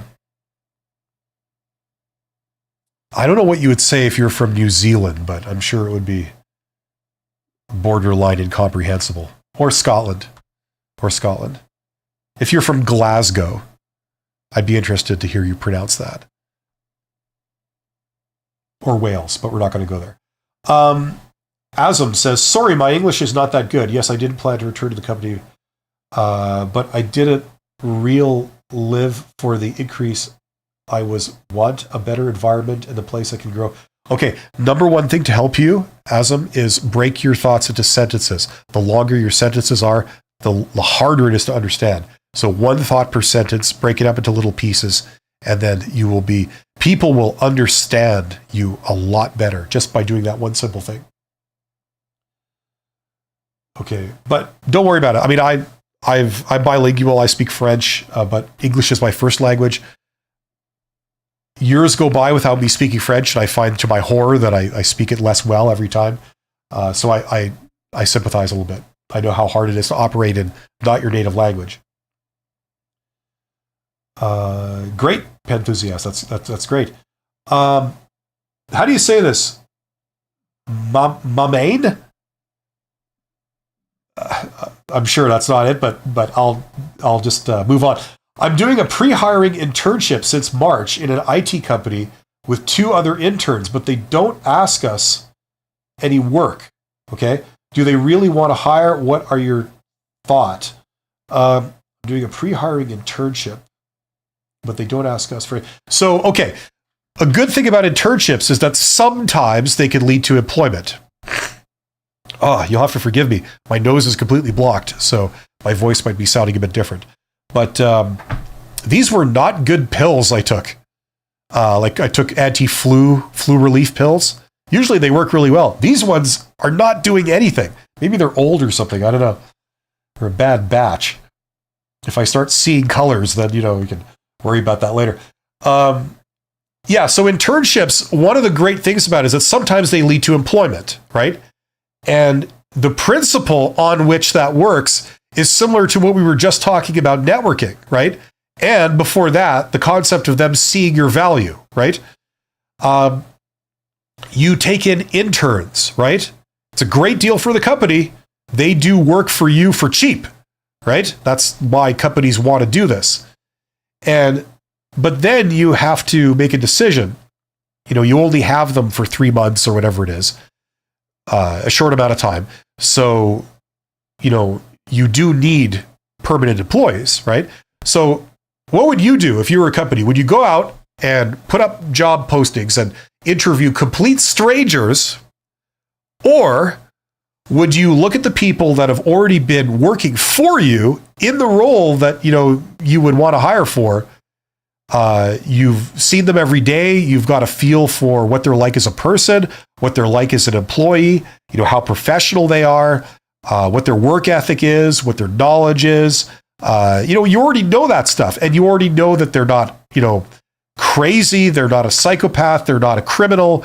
They're not some kind of weird practical jokester or someone that acts completely inappropriately, doesn't understand, professional conduct in the workplace. You already know this about them. So this is like some of the principles of networking. You are already a known quantity, so you are less risky for me to hire you than it would be for me to hire a complete stranger, right? Even with background checks and interviews and stuff, you're still a safer bet than me going through the hiring process with a total stranger. So that's one great thing about internships, is that they can lead to permanent employment, but not all the time, unfortunately. So the question is, do they really want to hire? What are your thoughts? Well, there's not enough information for me to say. The obvious question I would have back to you is, has this company ended up hiring its internists in the past? Like, is that a thing where every year they hire like 30% of the internists to continue in a permanent position with that company? Do you know this? That would be my first question. But the thing is, if you want to really push for that, what I would do, once again, is it comes down to networking. Go and talk to them. Let them see you. If you're the only one that reaches out to to either the hiring manager or to the person at the company that's in charge of the internship program, someone like that. If you're the only one that's enthusiastic enough to contact them and say, I'd very much like to speak to you about the internship program and where it could go, already that's signaling something about you. You're the type of person that's professional enough to reach out to them. You have the initiative to do this. Then, if they see your professional communication skills, that's something else they now know about you, right? And they see your enthusiasm for working at that company, right? That's 3 things you have that are clear advantages over anyone else that hasn't reached out to them, right? So if you want to really pursue it, that's what I would do. I would just reach out to them and say, like, some obvious things are, I understand that you run the internship program. Has this company ever hired the internists on a more permanent basis? Is that a regular thing, or is that something you guys don't really do?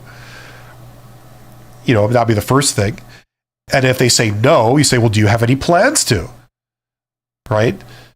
And then just ask some questions about that. And whatever they say, yes or no, just say why. Why is that? Right? And get them to talk all about it. You could say, if I did want to continue, I really enjoy this job. I really enjoy this company. It's been a really great experience for me. I was wondering if there was any chance that this could possibly continue. Would it make sense for me to talk to a hiring manager in this department? Would that be something that would make sense? I mean, I'd love to talk to them just about the industry, and regardless of what this person says, I would reach out to them anyway. and talk to that person. I'd like to ask you questions about this industry. What do you feel about, these internship programs? What do you feel about the candidates that come out of school? Are they prepared enough to take this work in industry, or do they still have like a ton to learn? Just ask them all about this stuff. And then after a while, they'll see your enthusiasm and your initiative and your professionalism. And if they are going to hire another enthusiast, you could throw your hat in the ring, and you have the advantage that they know you and they know you're enthusiastic and they know you're passionate about doing this. And those are already clear advantages over anyone else that they don't know. Right. So this is how you kind of use that networking stuff to your advantage. Right. It does require you to reach out to people and say, hey, can I talk to you for half an hour, or could you spare half an hour to talk to me about this industry? I have some questions about the industry in general. I'm just wondering if I could, get your expert opinion on it. And, you know what I mean? Like, it requires you to do stuff like this, but it's really not that hard. You just send all this over the internet as a DM or a message or something. And then, if they say yes, they're inviting you down to talk to them. So it's really not this big fearful type situation where you're pestering someone, because you're not. They've said, yes, sure, come on down. Right? And that really opens doors for you.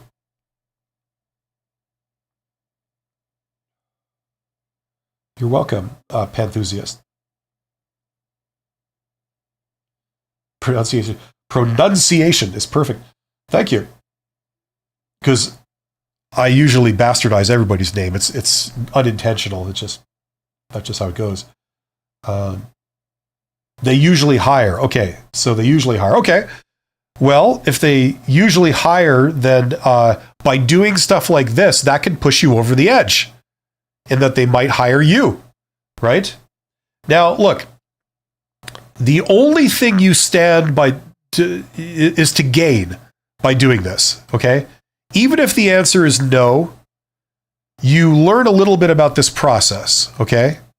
At the very least. At the very least, you're going to walk away with that. In addition, they may hire you in the next round of people they take in, right? Like either next year or in 3 months or whatever the next sort of intake is, right? If they're not hiring now, maybe they'll hire you at the next intake, right? So, you know what I mean? Or you could use that person as a networking connection, as a personal reference or anything like that. Maybe they could refer you to other people in the company that might be hiring in other departments or something, right? Or people in a different company, right? So it could go outward from there. So I would encourage you to just learn a little bit about this process, because it will be tremendously to your advantage to do so. I've done some videos about it. I have that course that talks all about it.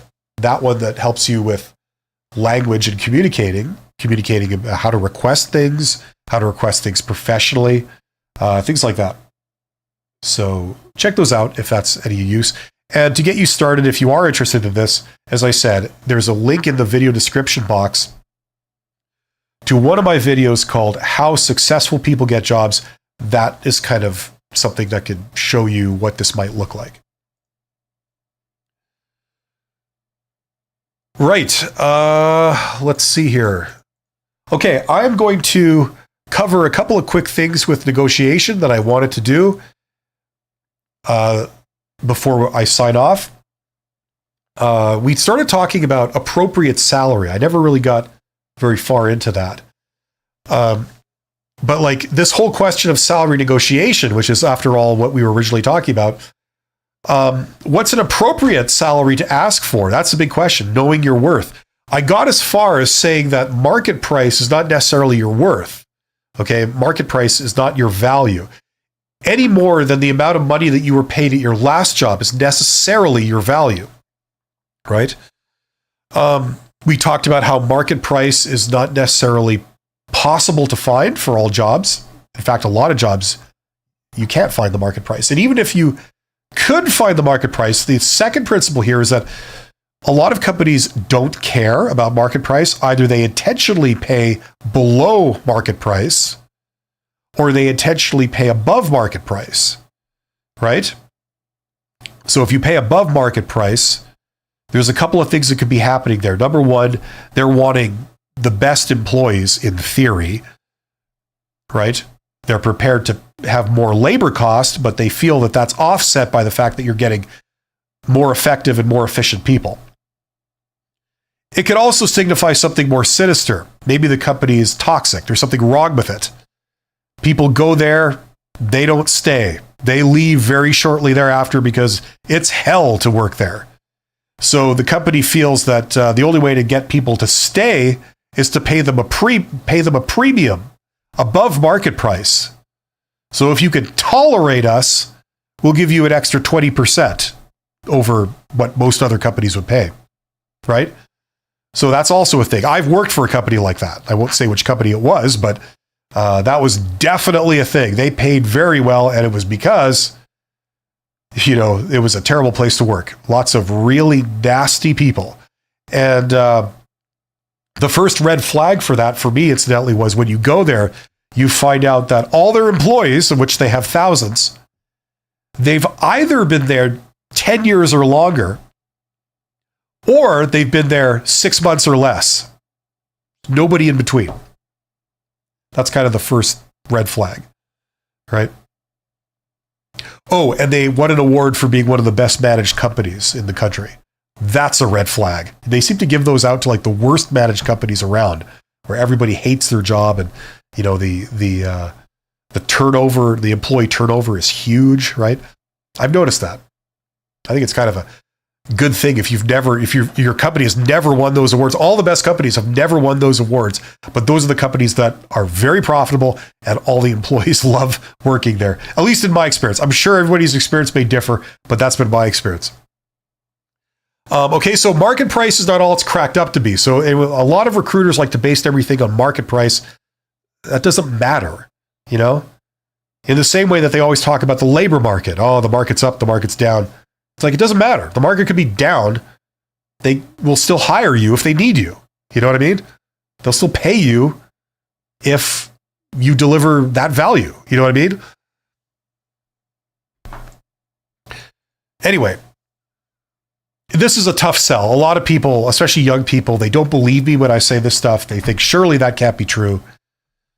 It's because when you go to a job interview, the first thing out of their mouth is like, oh, there's a recession on, so therefore we can't pay you very much. It's just crap most of the time. At least it's been in my experience.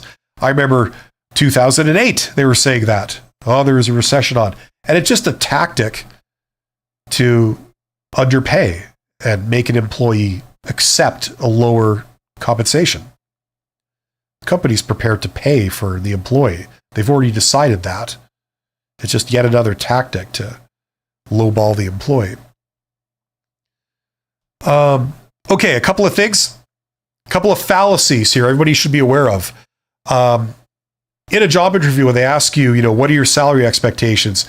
And, you can answer with, I'm happy with the standard rate for this job. Now, I'm not going to say that never works, but usually the follow-up question is, okay, so what would that be? In your eyes, in terms of numbers, what would that be? Right? So you still don't really get away from the question. People think that, okay, I can avoid giving a number by saying, I'm happy with the standard rate, right? It's not quite that simple.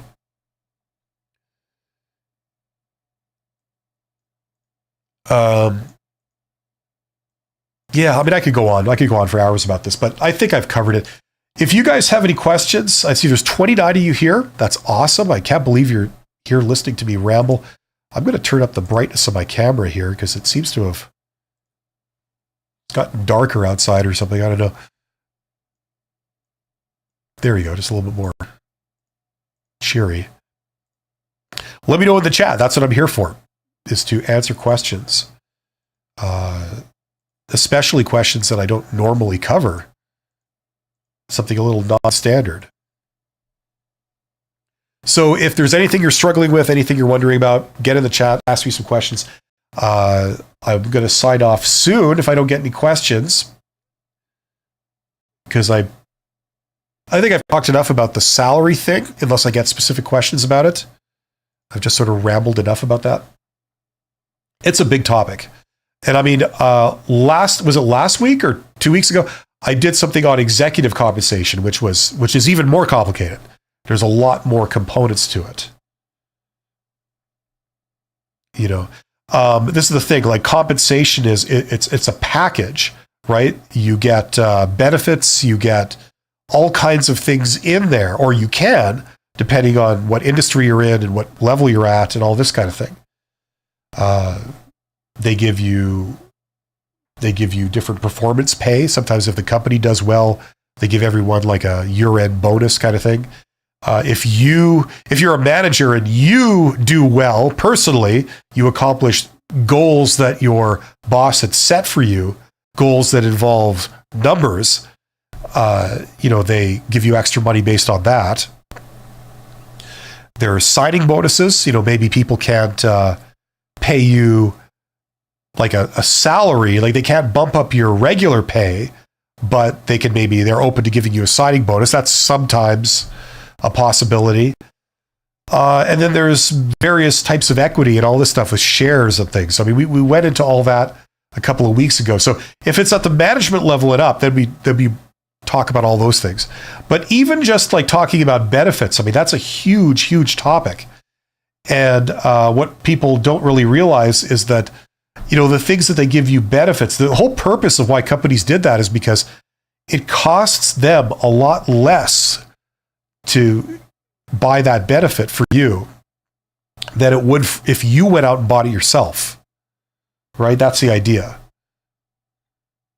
So I don't know, let's say it's like life insurance or something. I'm sure a lot of people, young people don't care about that, but just insert whatever, type of benefit.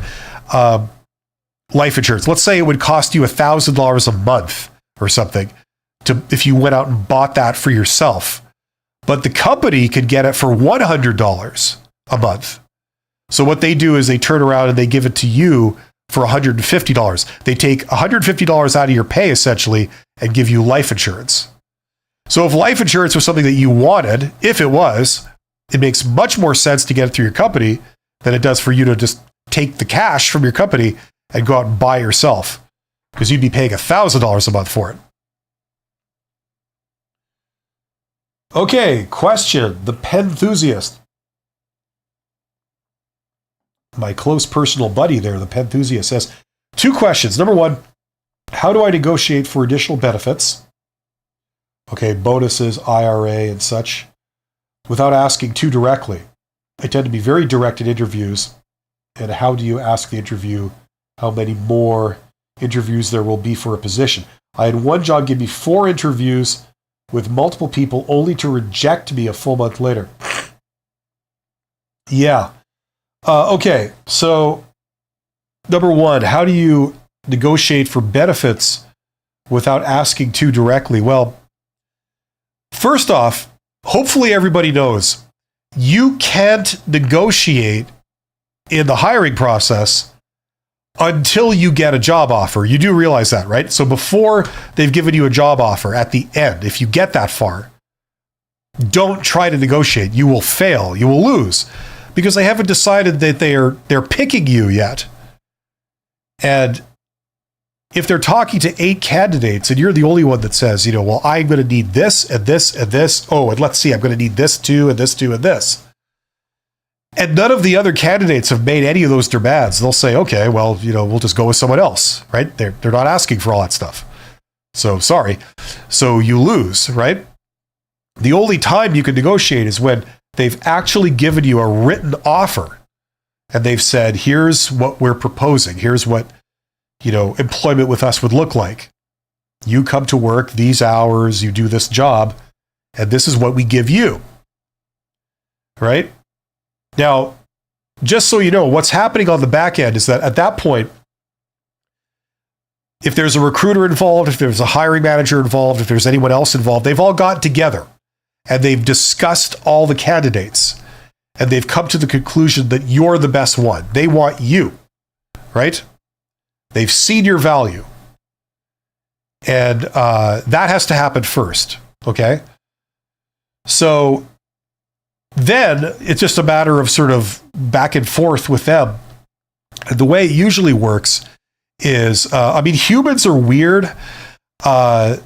This is where, like people's emotions and perceptions come into play. They don't want to feel like, they're just having to give and give and give without getting anything in return. People don't like that. They want to feel like it's a bit more of a quid pro quo kind of situation, right? Now, generally the way it works is, listen, everything is going to work some of the time, but generally the way it works is you have to give something to get something. Generally, either you have to do it that way or it's easier to do it that way. They agree more readily if they do that. So if there's the obvious stuff is if there's something in the offer that's worse than you were expecting, like let's say they want you to start in 2 days, right? Instead of like a usual 2 or 3 week transition, they want you to start on Thursday. It's like, oh, okay, that means I have to give notice, like 1 day's notice to my current employer, which, there's issues with. I can do it, but that's a big ask. I'm really burning bridges with people here, and I didn't want to do that, right? So the obvious thing is to say, okay, fine, I'll do this. This is a real inconvenience for me, or it's much less than I was hoping for. But you know what? For you guys, for this job, sure, I'll do that. Okay, but now I get to ask for something. You see how that works? Okay, but like this number here that you've written right there, if you could scratch that out and write in this number, you got a deal. Right? So usually the way that I recommend this goes is you go look through the contract and you say, okay, this is that's less than ideal, but you know what? Fair enough, I'll give you that. You know what? Only 2 weeks vacation. I get 4 weeks right now at my current job. But you know what? For you guys and for this job, sure, I'll give you that too. I only get this many sick days. Okay, I can make that work, I suppose. Okay. But here's the thing. I need for you to pencil in this number right here. You change this number to that, we got a deal. I'll start on Thursday. I'm making it very easy for you to agree, right? I'm showing you that there's pain because it's below expectations, but if you can give me this, then we're all good. You're happy, I'm happy, it works. So it's going to be some form of that, right? You want them to feel that like they're not giving anything for free. They're getting something in return, right? Because it feels like a little kid, like that spoiled kid that's saying, no, not good enough. And you have to think, okay, what about this?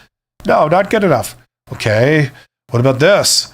It doesn't feel good for the other party, right? They want to feel like they're getting something. So at the end of this process, if you've played your cards right, they've given you something that wasn't really that painful for them to give. They could have done it from the outset, but they feel like, okay, we've gotten a great deal on this person. They're used to getting a lot more stuff. We're not giving them that stuff, but we're getting them anyway, and they're enthusiastic to come and join our team, right? That's how you want them to feel.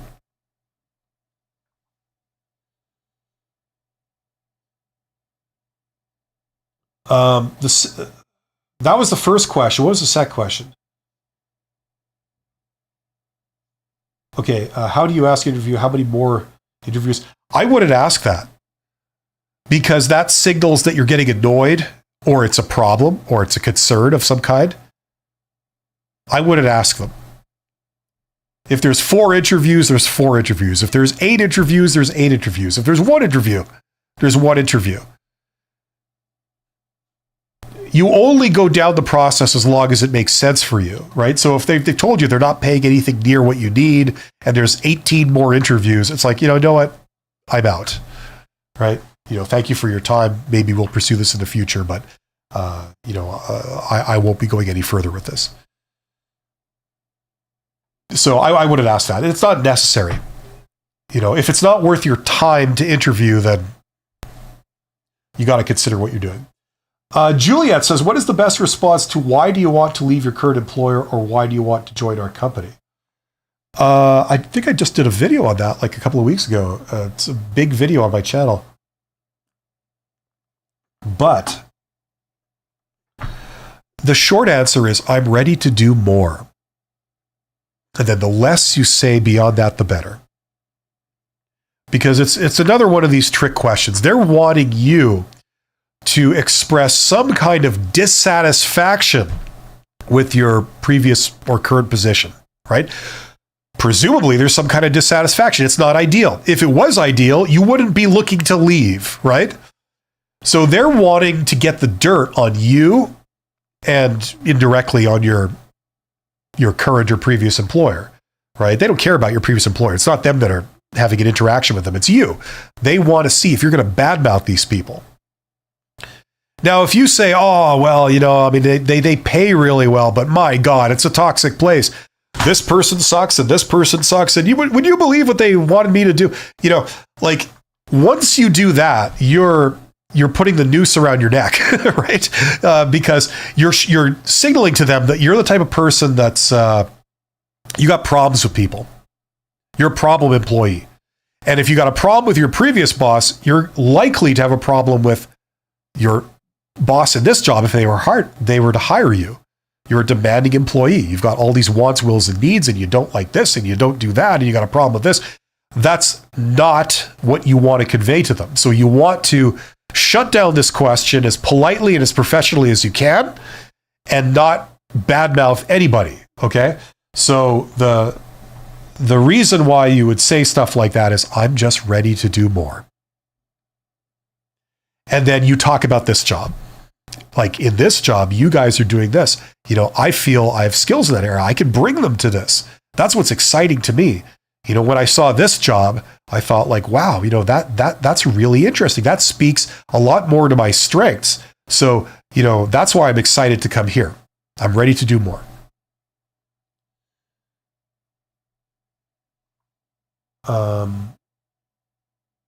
Okay, this is scrolled a little bit. M.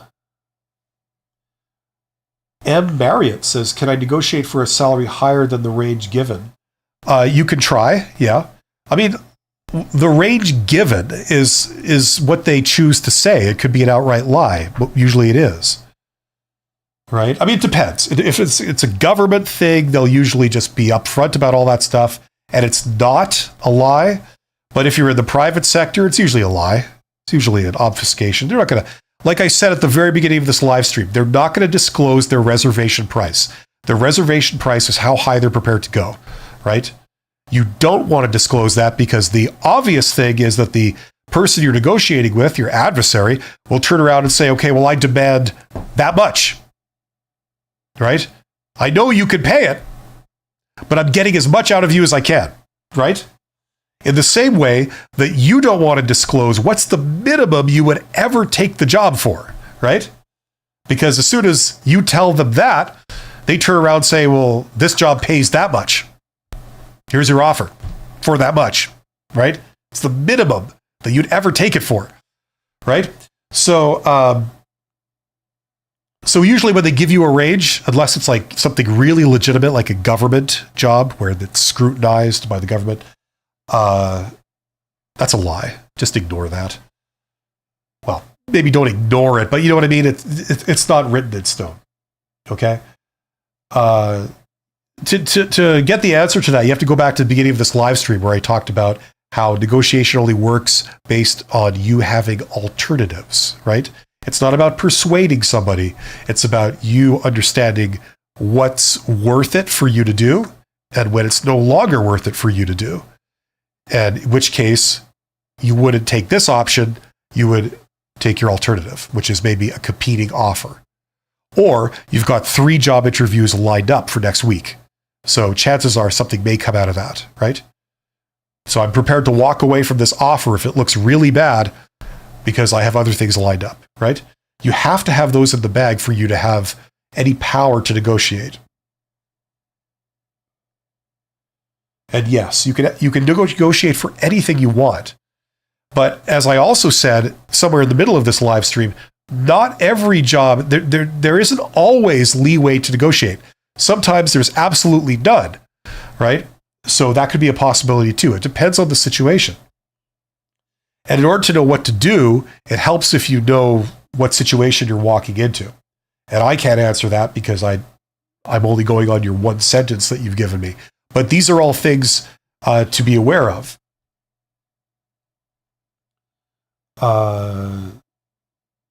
Panthusiast, thank you so much for answering my question. Again, not a problem. That's what I'm here for.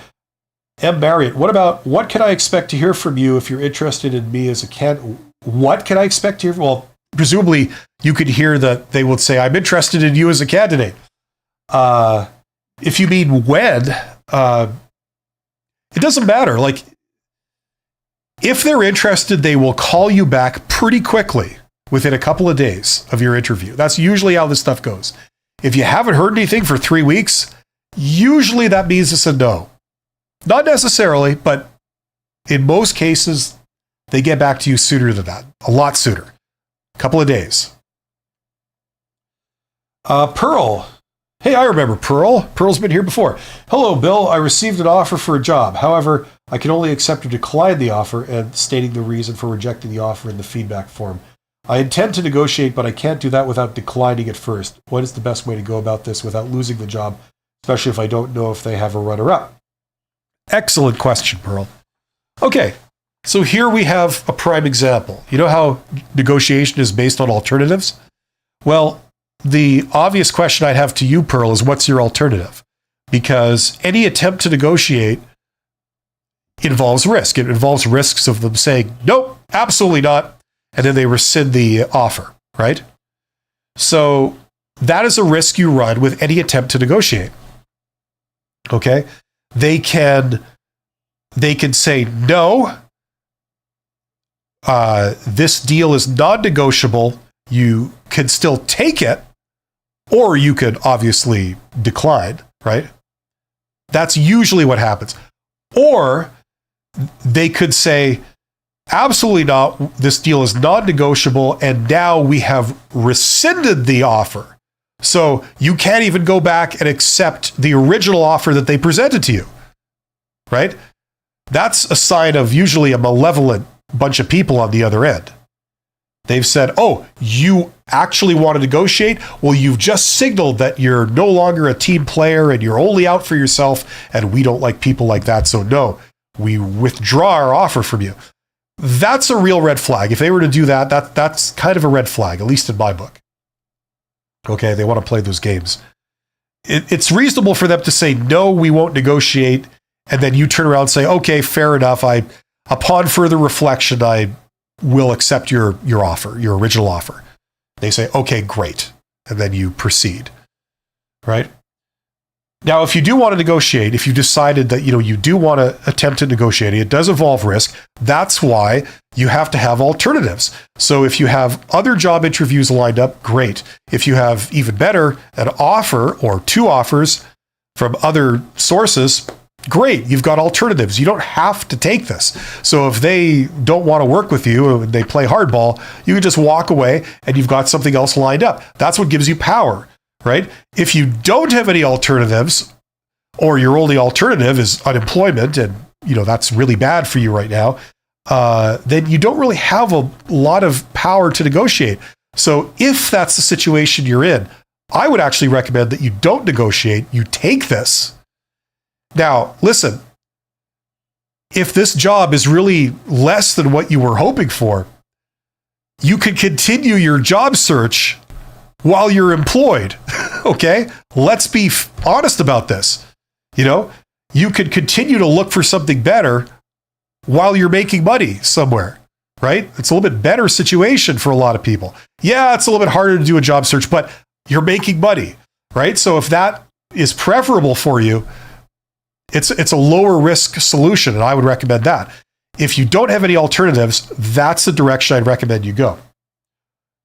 Now, the exception is if you're unemployed and you're fine with it, you're not hurting for money or anything, it might make more sense to just say no and then wait till you get a better offer. But, it depends on your situation. Anyway, I got to wrap this up pretty soon. There are 35 people here. Wow, that's awesome. Thank you for being here. I do these every week, every Monday. I will be out of the country for the next couple of weeks, so this will be my last one for 2 or 3 weeks. But I will be back.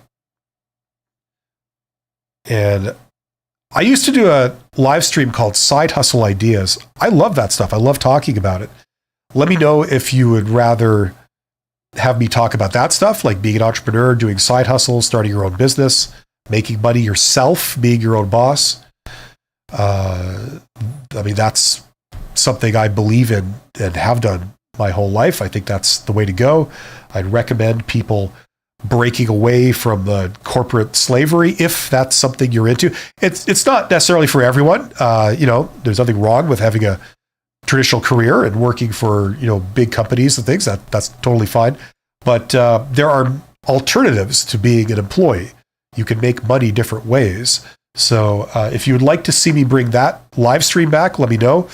Otherwise, I will be back talking about job interviews and the hiring process, the traditional hiring process, and also talking about higher level business sort of stuff like leadership and being an executive and all that. And hopefully my nose won't be completely blocked when I do the next one of these. So thank you for being here. Thank you to Juliet. Thank you to Azam. Thank you to M. Marriott, Latasha Avery, Joy, the Penthusiast, and everyone else. You guys are awesome. Have yourselves a great week or a great month. And I will see you soon. Take care.